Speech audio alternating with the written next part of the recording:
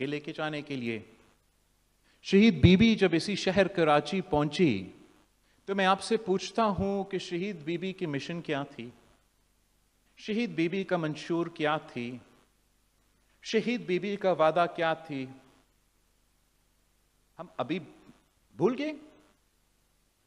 Be be نے وعدہ کیا کہ میں چارٹر آف ڈیموکریسی پہ عمل درآمد کروں گی. اس مشن پہ آئی تھی، اپنی جدوجہد لڑتی وہ شہادت قبول کرتی. ہم نے 2008 میں اسی چارٹر آف ڈیموکریسی کی وجہ سے 18ویں ترمیم کی صورت میں بہت سی تبدیلیاں لے کر آئے. شہید بی بی کے جو وعدے تھے وہ نبھائے، ان پہ عمل درآمد کیے، جس کے ذریعے اس ملک کی جمہوریت ملا، جس کے ذریعے ہم نے ایک آمر کو بگایا، جس کے ذریعے ہم نے سارے صوبے کو صوبائی خود مختاری دی، اپنے وسائل کے مالک بنائے، NFC ایوارڈ دلوائے، پختونخوا کا نام کیا، etcetera. Benazir income support programme آپ کو معلوم ہے.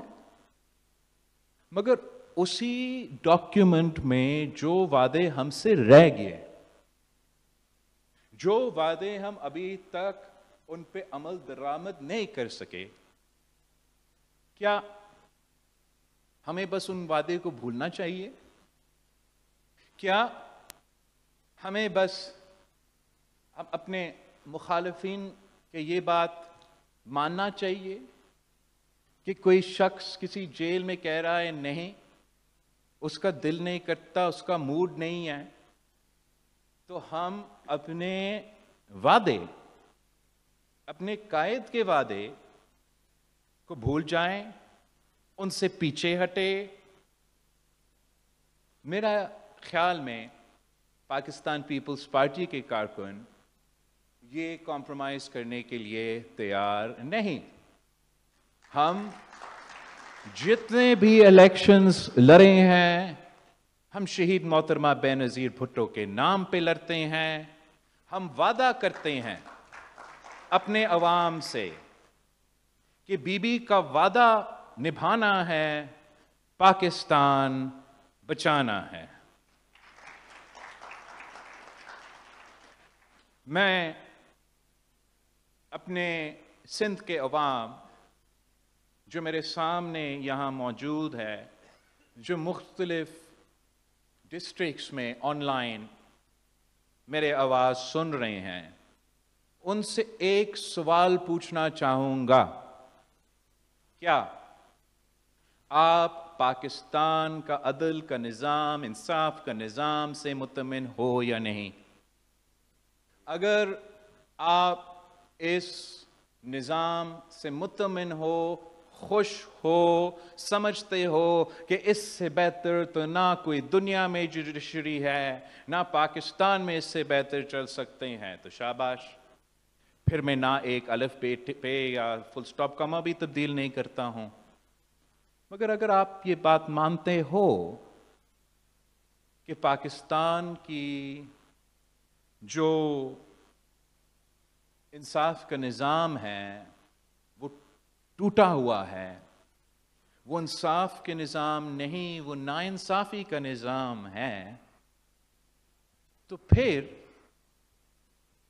شہید محترمہ بینظیر بھٹو نے ہمارا عدالتی کمزوریاں، عدالت کے نظام میں مسائل کا حل بھی بتایا ہے. شہید محترمہ بینظیر بھٹو نے جو چارٹر آف ڈیموکریسی بنائی تھی، اس نے وہ ہمیں راستہ دکھا رہی ہے کہ اگر آپ کو انصاف چاہیے تو آپ کو برابر کی بنیادوں پہ نمائندگی ملنا پڑے گا. اگر آپ کو انصاف چاہیے تو عام عدالت کے ساتھ ساتھ آپ کو ایک مخصوص عدالت چاہیے جس کا صرف یہ کام ہو کہ اس ملک کے عوام کے جمہوری حقوق، بنیادی حقوق، آئینی حقوق کا تحفظ کرے، اور کوئی کام نہ ہو.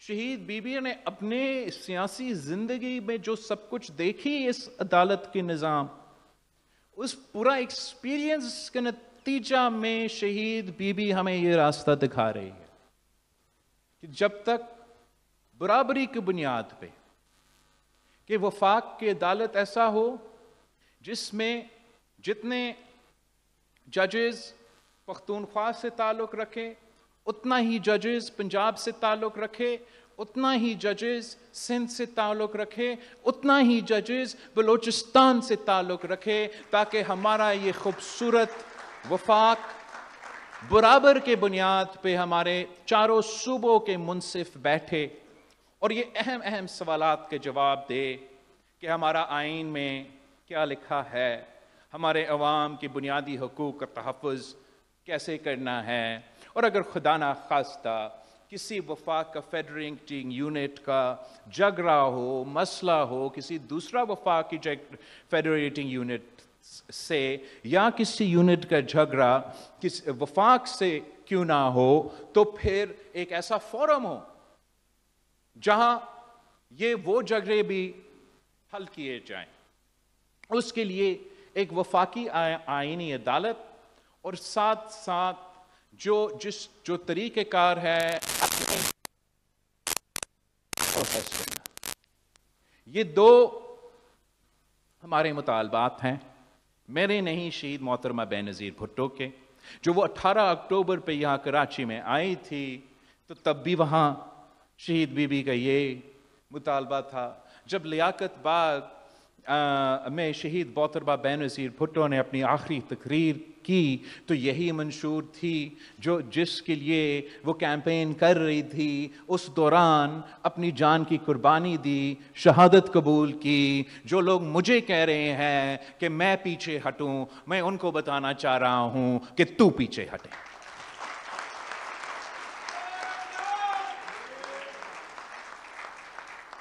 क्या मतलब कि टाइम जो है वो सही नहीं, अब नहीं तो कब। कायदे अवाम को आपने शहीद किया, हमने कहा मलोड। आपने आमिर मुशर्रफ को, आमिर जिया को इजाजत दी मुल्क पे राज करने का, आइन में तरमीम लेकर आने का, फेडरल शरिया कोर्ट को कायम करने का, तब किसी को कोई फिक्र नहीं। तब भी माय लॉर्ड